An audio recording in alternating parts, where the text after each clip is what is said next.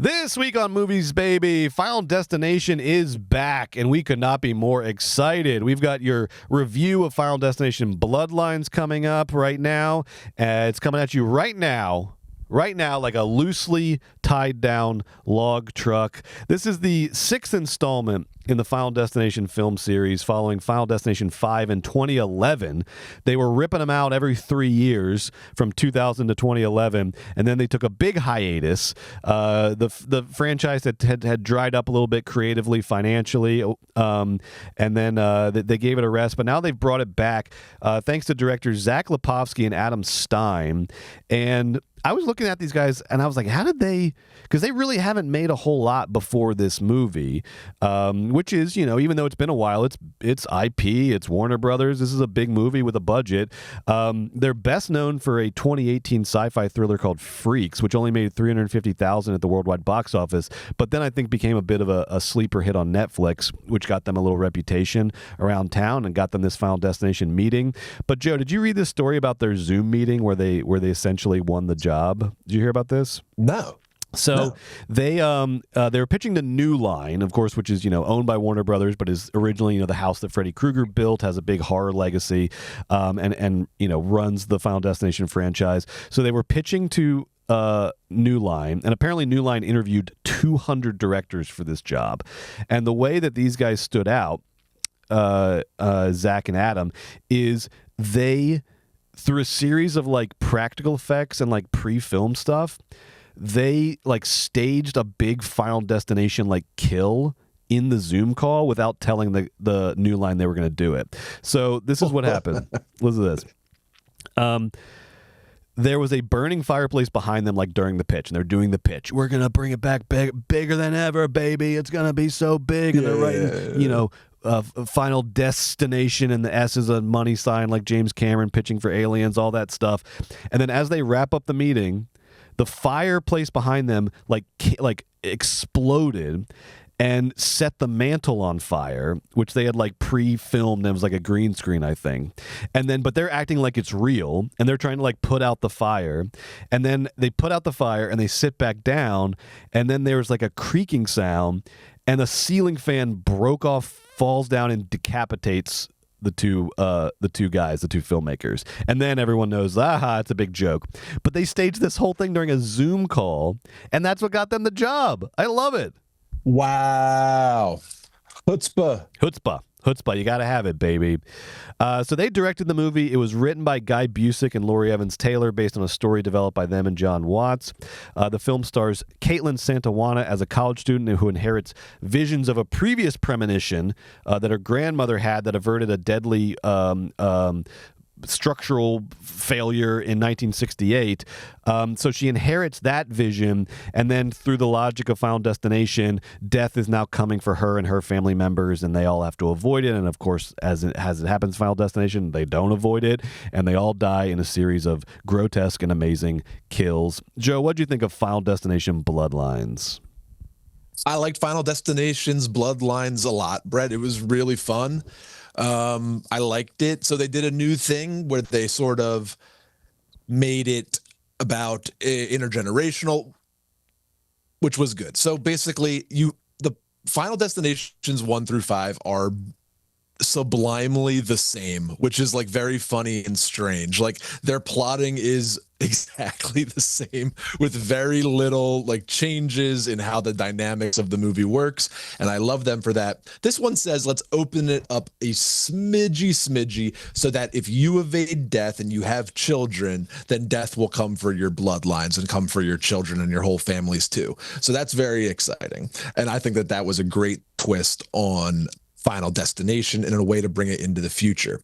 The problem I had, okay, before I get to the problems, I also loved the opening scene. Brett, I'm sure you loved it as well. Amazing. Let's just talk about it for a second. the opening sequence is in the 50s when something akin to the Space Needle opens. They call it the Sky View. It's a restaurant in the sky on one of those big platforms. And the opening of the film is a woman going up there. She's nervous, classic Final Destination stuff. That looks rickety. That looks a little shaky. Ooh, that glass, I don't know. And then she has the premonition, and the whole beautiful big sequence is full of death and splatter and screaming. And my audience was just fucking living for it, Brett. As same. was I. They were cheering. It was like exuberance. It was like you were at a sports movie, or it was like you were cheering for it. It was like there was such exuberance in the audience because there was such exuberance in the filmmaking. Like everything was just clicking and hitting, and it was just an incredible scene. Couldn't agree more, and everyone fucking loved it. We were all laughing together and screaming together, and then basically clapping after the sequence, and that was great. I think that the movie, it does intergenerational trauma, but it doesn't do it as annoying as usual, which was nice. But it very is mapped on to like the 2018 David Gordon Green Halloween. We even get sort of an ending, spoiler alert, that's like, fire and a house and intergenerational trauma. And that's fine. It was okay. And then the other thing that I would sort of say, it was okay, was the Skyview kill blew me away. The rest of the kills were good. But Brett, I have a thing about Final Destination kills. Okay, please. I like the ones, and I think they're the most Final Destination kills. They're the most satisfying and the most of the IP or whatever of the series, when it's something that you're nervous about happening, but of course is never going to happen, like falling off of a roller coaster. This is a very good point. Right? Very good point. Yes. It's like, I'm scared of a roller coaster every time because I think it's gonna break apart and I'm all gonna die. But of course, that's not gonna happen, right? That's the perfect kind of a Final Destination kill. And I just feel like all of the remaining kills were fun, but they were more akin to like the monkey in their randomness than their Final Destinationness of the specificity of, oh my God, what if you fell off a table while you had acupuncture? And that would be like my note. It was too much like all of a sudden the thing comes flying out, which is Final Destination-y too. I get that, but it's not my favorite bundle of kills. They did everything I like about a Final Destination kill perfectly up top, and then the rest of it was not annoying, well acted, totally lovely, intergenerational trauma. I will say though, it had some very funny parts, which is a great part about this franchise. I think is wonderful is its sense of humor. This movie had us cracking up, and the movie was really fun. Another great entry in a great series, super fun summer schlock classics. I'll be at the next 12 Final Destinations. How many stars do you give it, Joe? I'm giving this bad boy 2.5 stars. This movie was all right. I like this movie. This movie was fun. Wow. This movie is good. Yeah. 2.5? That's it? Yep. I would say it's the 5th best Final Destination movie. Are you serious? Yes. Wow. I thought with that review that the star rating was going to be a little higher. I'm a little shocked right now. I'm a little taken aback. It was all right. It was great. I love it. I'm glad I made $51 million. I'll watch them all the time. Like the movie itself, like really at the end of the day is all right. It's like Final Destination movies are fun. They're good. I'm not going to sit here and tell you it was a fucking Bong Joon-ho movie. I love them. They're great for what they do. Saws and Final Destinations. We're down here in the muck and the mire, brother. 1 to 3 stars down here, 5th best Final Destination? Oh, yeah. I mean, very quick back of envelope ranking. Yeah, give me your rankings Don't real quote quick. me on it. Real quick back of envelope. Don't quote me on it. I have a passion and a love of 3. Yeah. I'm going to go 3-1, and then I'll go 2, and then I'll go 1. So 3-2-1. Then I'll go 5. Then I'll go Bloodlines. And they're so close. 5 and Bloodlines is like what mood am I in? Like, what did I eat for dinner sort of toss up? Like, it could be 4th, I guess, Brett. And then the reason 5's so high is 5 sneakily has some of the funnest kills in the series. It just randomly has a bunch of banging kills. Then I do Bloodlines, but they're kind of tied. And then the Final Destination, the 4th one, is is fun because I love Final Destination, but that one's a bad. I'd give that one 2 stars. Yeah, maybe 1.5 for that one. Okay. Yeah. Well, Joe, I gave love, baby. Yeah, I gave Final Destination Bloodlines 4 stars. I think this movie is great. It is the best horror movie I've seen in theaters this year, not named Sinners. It's the best just pure horror movie I've seen in theaters. I had a blast with this movie. I thought it was great. I honestly thought it was great. I think it's the best installment in the entire franchise. I had so much fun with this movie. Absolutely. And let me tell you why. You hit on all the points, honestly. I think I just felt them maybe a little bit more than you did. I thought they were even better done. Specifically, the theatrical experience, seeing this in the theater, was so incredible. My audience was cheering the entire time. There was just such a sense of elation in the air. It was so cathartic. It was doing exactly what horror is supposed to do, which is that you are not cheering for the loss of human life. You are cheering for the cinematic experience of the kills, which is kind of the purest form of the cinematic experience. Horror is what started it all. For some of the first movies ever are horror movies because it is so elemental to the way that cinema functions. And I thought Final Destination Bloodlines understood that and just nailed that dynamic. Like Joe said, there's not, and look, I'm not, fundamentally opposed to sort of trauma and backstory in horror movies, and a lot of that. This movie had a little bit of it. It had more than other Final Destination movies I've had, but I thought it did a very good job of including that, but not making it overbearing and just letting the horror be the horror. Agree. And it moved so well, and I thought it was really funny. I mean, you pointed that out. I was cracking up the entire time when that dump truck kill is happening, and they cut to the garbage. Basically, a girl, like, you think one guy's about to die, but then it's in fact another girl is about to die. She like gets swept up in a garbage truck. She falls into a garbage can right as a garbage truck is coming, and it puts her in the garbage truck. And then the trash compactor is starting to close on her, and then they're running past the garbage truck trying to tell the guy, and it cuts to the garbage truck guy. And this is one of my favorite things in movies, where it's like, it's a simple joke. It is a easy joke, but they nail it, and they do it so funny. The joke is just the garbage truck driver's not paying attention, but they cut to this guy. He's got headphones. He has massive headphones on. He's listening to that Kelly Clarkson song that's like, how's that song go? I forget which one. It's like a bouncy Kelly Clarkson song. He's listening to that. He's bouncing along, and then he's got his phone and he's swiping on Tinder. And he's not just swiping. He's going like this. He's going like. And he's just like swiping so hard on. This guy's having the best fucking day. He is swiping the shit out of like babes on Tinder. He's listening to Kelly Clarkson, and meanwhile, there's a girl in his back of his truck who's about to get her skull like exploded by a trash compactor. Her kill was awesome. Her kill was amazing. It was like a Pac-Man got like cut in half. Like her head did like a Pac-Man so good. split. And speaking of that, this was, I thought, the goriest of the Final Destinations, which I liked, which worked really well. I thought like they really a lot of times it's like the gore is like so sort of like CGI'd or not realistic, or like even when I love the kill, like in 2 when the fire escape ladder goes through the guy's skull, or the glass plane, like that one's more of like a Savini kill of just like a lot of just meat and fake blood. But when the fire escape goes through the guy's head, it's like, it looks like Sci-Fi Channel movie kind of, like effects. Like it's a little like not great, even though I love the kill. Whereas here, it's a classic. Though. It is a classic. It'll be high on my list in when we do our rankings. But in Bloodlines, there was like really good gore, really well done gore.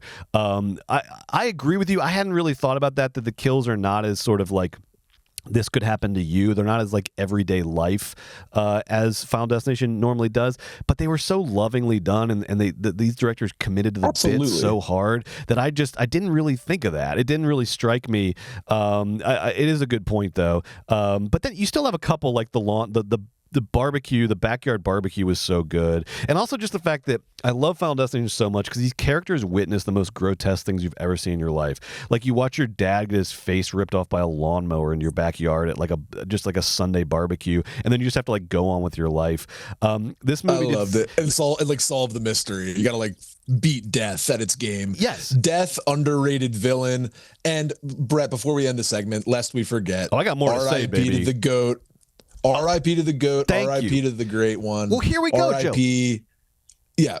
Tony Todd. This is why this is 4 stars for me. This is why so I got a couple more things that made this 4 stars for me. Number one, like you just said, sorry, yeah, go ahead. Tony Todd has a scene in this movie that is like, for horror fans, this is like David Bowie's last album when he knew he was going to die. Like Tony Todd has a scene. It's like, go ahead. It's like Val Kilmer in Top Gun Maverick. Yes. You know? Yes. It's a man who it's is the goodbye scene. It's the goodbye scene. He's at the end of his life.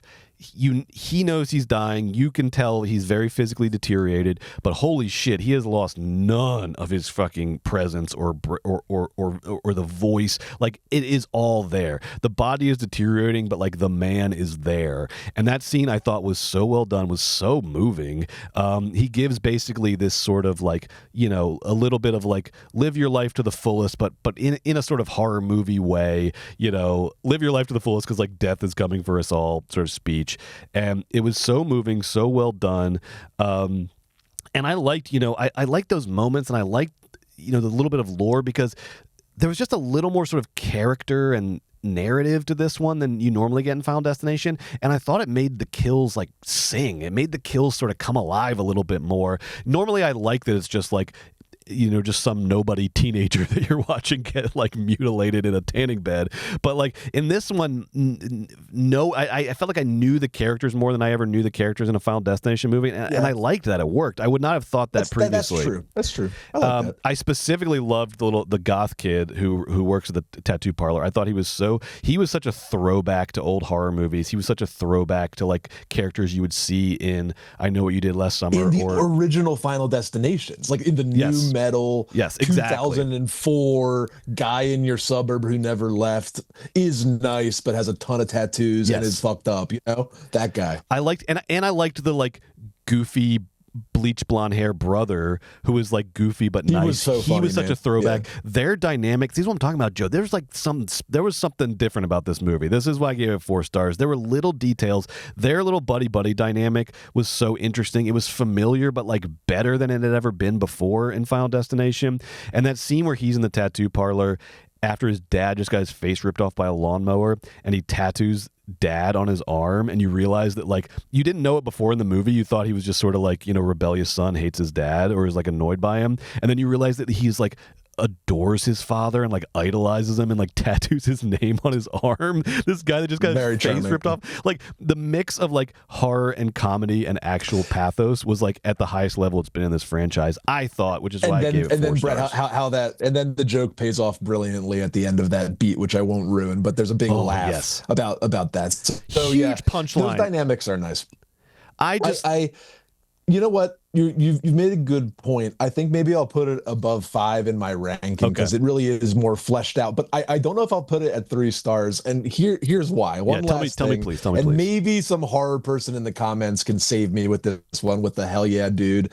But one thing, and it's not really this movie's fault, but this movie is guilty of it, is in our new reboots of our favorite franchises, the studio always goes for, this is the one where we know how the game is played, like meta-ly, like in a meta way. Like we, the audience, understands how these films goes, is like the energy. So we're already dealing with like the how it goes. And I know the woman is like the whole time like figuring out how death works or whatever, but in Final Fantasy V, they are asking the same questions they asked. In Final Destination 5, they're asking the same questions they asked in Final Destination 1, as if like nobody's ever seen a Final Destination before. And they're like, what do you mean death is following us, man? Like at the midway point. And there's something romantic and nostalgic about that. And in these savvy updated horrors, everybody knows the score. I'm not doing a terrific job articulating my point. Maybe somebody can help me flesh this out. This is a good point. But there's some sort of knowing IP knowledge meta-ness that always recontextualizes our favorite stories as sort of sad intergenerational traumas where we, the youth, can solve the ills of the past and finally demolish our traumas if we all do it together. And we, the youth, we are smarter and we already kind of know the rules of the game. And here comes our grandmother to like fill in one blank, and then we'll take it from here. Same old, same old, same old, same old. Every redo, every franchise. I don't know. There's something to that, Brett, that makes me a little This is a very good point, because one of the miracles of this movie for me is that if you described the strategies of it, like the strategies that the directors took into this movie, if you describe them to me on paper, I would say no, no, no, no, no, wrong, wrong, wrong, wrong, wrong. Making a little meta, bringing in more backstory, bringing in a little bit of intergenerational trauma. No, no, no. But shockingly, it all worked so well for me in this movie. In this isolated movie, it worked really well. And I think it's because there wasn't a sense of the directors like patting themselves on the back for making these decisions. I think a lot of times, like where these decisions run into problems is where you think they just sort of like, you check the box and then you know, I did it, everybody. I added intergenerational trauma. To me, these directors like earned those decisions. They earned them by just committing to the bit. It's still very much a Final Destination movie, and just by being so sort of like, just being these like exuberant fans of the franchise. And here's the other thing that I love that they did.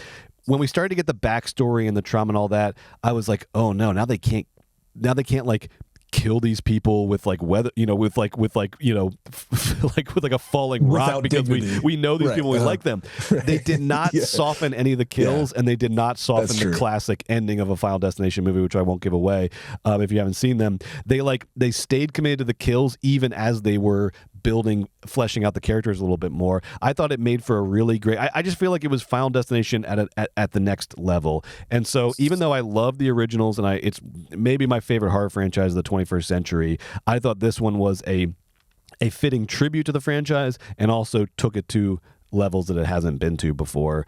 But I'm loving this new. We got a real Siskel and Ebert dynamic going on the last 2 weeks. I'm loving this. This is good. None of it. This is not intentional. We do not discuss these ratings ahead of time. No. This is good. This is good. No. Well, I mean, Joe, people should see this in theaters at the very least, though. Oh my gosh! Come on now. It's a blast. Obviously, it's a blast. You should. This movie's great. You should totally see it in theaters. My theater, I had so much fun at the movie theater watching it. We were all laughing. We all like kind of became friends during the course of the movie. Yes, it was great. It was great. I'm just, you know, my job is to come here and be honest. You are being honest. And look, 4 is a little crazy, but I'm being honest. I really thought there were just some honesty right there. And like, and it's that kind of thing where it's like I do this all the time, where I'm like halfway through the movie, I'm like, it's a 4 right now, but there's no way it maintains this momentum. But for me, it did. It like kept up the momentum all the way through. There was interesting stuff start to finish. I really, really like this movie. I liked the acting very much, and I thought everyone did a great job, and the kills looked great. Yeah,